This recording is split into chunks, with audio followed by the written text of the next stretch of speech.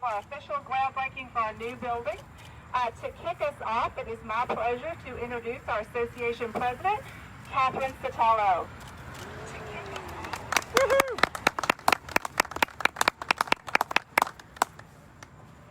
Good morning. I want to welcome our association and MLS leadership, Kentucky Realtors President Lester Sanders, our distinguished guests, Congressman Yarmuth and Metro Councilman Stuart Benson, and to our wonderful Realtor members who are watching via Facebook Live. We're excited to break ground on the new headquarters for the Greater Louisville Association of Realtors. The birth of this new headquarters has been several years in the making. The association built its current headquarters 28 years ago, and that building has served us well over the years. But with the addition of the post-licensure education requirements, mandatory code of ethics training, and continued use of outside facilities to hold larger functions, it became evident that a larger training facility was needed. Parking at the current facility has become a challenge on days that classes and events are being held and in session. And in addition, regardless of mitigation efforts, we experience flooding every several years in our finished basement, which houses essential staff, as well as our computer training room. The decision to construct a new building was not made with the next 1, 2, and 3 years in mind, but for better serving our membership for the next 20 or 30 years or more. This process began before the pandemic, and while we have seen a resulting shift in the way people are working, the new forward-thinking venue will actually be an even better fit for this new type of work environment. Now, to determine the best location for our new facility, the building committee mapped the home residence of each of our almost 5,000 members, as well as the location of the top 20 largest real estate firms in order to get an idea where to best situate this new site. The map allowed us to pinpoint areas to focus our search, and the committee considered existing commercial buildings as well as land during the search. Our new headquarters will be a 15,000 square foot building with just over 4,000 square feet of training and event space. The new space can be used for a large 200 plus person class or 3 independent rooms of approximately 65 people each. The new venue will allow us to accommodate a much larger group while maintaining social distancing if that continues to be needed as well. The design of the space will also allow member firms to low-cost meeting space. We will have ample parking, the ability to host simultaneous events and classes, improved technology throughout to better serve our realtor members. You know, real estate has dramatically changed over the years with new technology and better educated clients. The association's leadership believes that this move will position the association to continue to provide members with top-notch benefits, essential services, and new technologies, as well as to strengthen our ability to help you be successful with your real estate career. The new building will allow GLAR to better provide its members with a top-notch experience. A new headquarters takes a team. We would be remiss if we did not take a minute to thank our building committee. Chairman David Parks, Kristen English, Mike Farrar, Paul Ogden, Karen Story, Greg Virgin, and Stan White.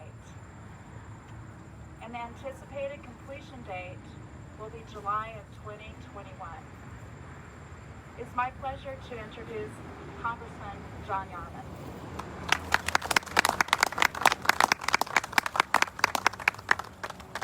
Well, thanks, Catherine. Congratulations on your position, and congratulations to everyone here on the groundbreaking of the new headquarters. Over the years, my car kind of developed an intuitive memory when I knew I was going to a GLAR session or whatever, to see Lester or whatever, the car just drove there.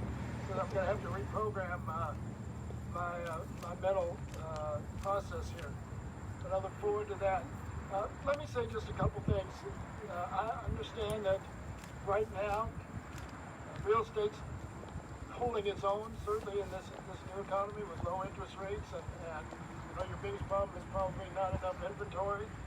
But we've actually seen and recognized in in the House we passed 3 months ago now, the need to make sure we did our part at the federal level to keep people in their homes, those who are suffering because of the loss of job or whatever, and provided a significant bit of relief in the HEROES Act. Also expanded PPP, which obviously could be a significant help to many of your members. And we wish that we could get that passed. Obviously, you know as well as I do what's going on in Washington now, which is a lot of bickering and not much coming together. But hopefully, over the next few days or weeks, we can get that together. So we understand that every business has its challenges in this economy, in this world, and I hope that you will feel free, as you always have, to let me know when something at the federal level is of relevance to you. One other thing I would ask of the realtors, that is that once we get through this, part of the recovery, I think, is going to be a significant national effort to try to reduce the inequities in society. And that means building wealth in communities where there is very little wealth. I was really encouraged to see the program that's now underway in West Louisville to get people in ownership in $80,000 and $90,000 homes, things that have not been, where financing has not necessarily been available. I hope the realtors will find a way to participate in those efforts moving forward, because I think home ownership is the one way we can actually talk about building strength and wealth in our minority communities. And that's going to be a national effort, I think, and not a partisan effort. I think that's going to be a society-wide endeavor. So I challenge you to look for ways to do that as various initiatives come forward. But with that, once again, congratulations on the new headquarters. This is clearly a sign that realtors are moving onward and upward, and we appreciate everything you do, because we know that home ownership, home building is an incredibly large portion of our economic situation, not just in our community, but across the country, and we appreciate what you do in that regard. So thanks for once again letting me be a part of this, and congratulations.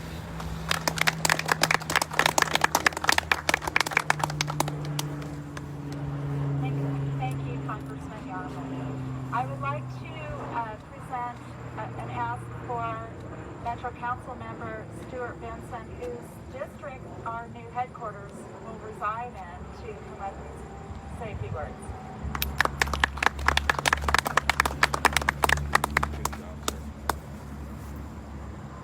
Well, I'm humbled to be here. I was telling John that 48 years ago, I went to his dad's school and got my real estate license.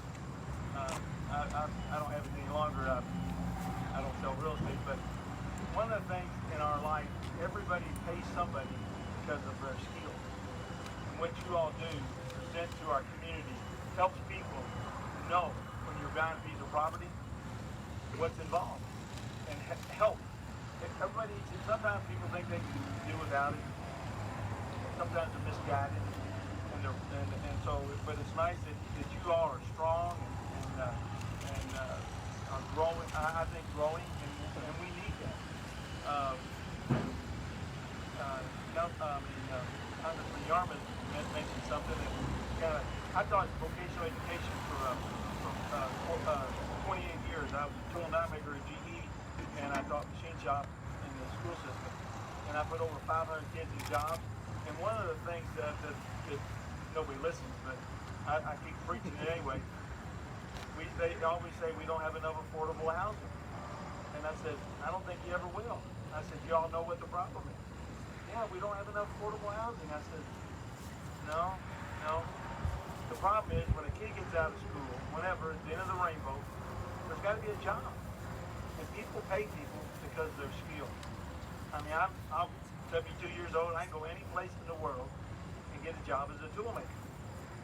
Because I'm not smart, but I'm pretty skilled. I can build any tooling there is. And so when a kid gets out of school and they have an opportunity to learn entry level on a job that they go on to, that's really important. And so what you all do is really important, helping people find their dream in life, making it happen. So I'm really glad you're here. And to me, one of the things I try not to do is get in the way with people who are successful. And so if I can be of help, I mean, David Jones sent me a book one time about Floyd's Fork, and he said, I want to thank you for all your help. And so when I was with him, I said, Mr. Jones, I didn't do anything. My job was to get out of the way. You guys knew what you were doing. And so my job, he said, oh, you're wrong. I think you're helpful. And I was humbled and felt that way. But only time we need to be involved is when we're helping people navigate government. And so I don't see things very well. I need help when there's a problem. If you tell me what the problem is, we'll start working on it and we'll try to solve it. And so I'm thankful that you all even supported me in my campaign this year. I was humbled, and I'm thankful that you have confidence in me. I hope I don't lose it. So thank you very much.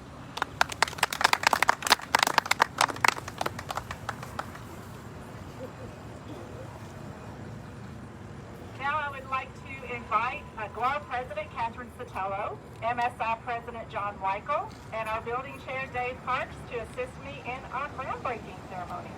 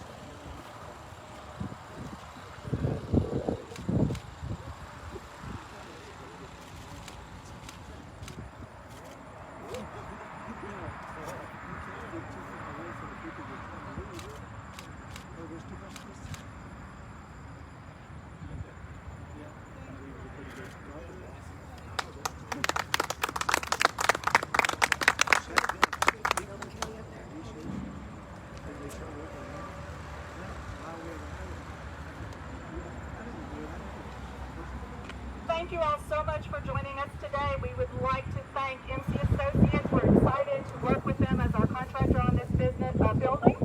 And we're just really excited to break ground, and thank you all so much.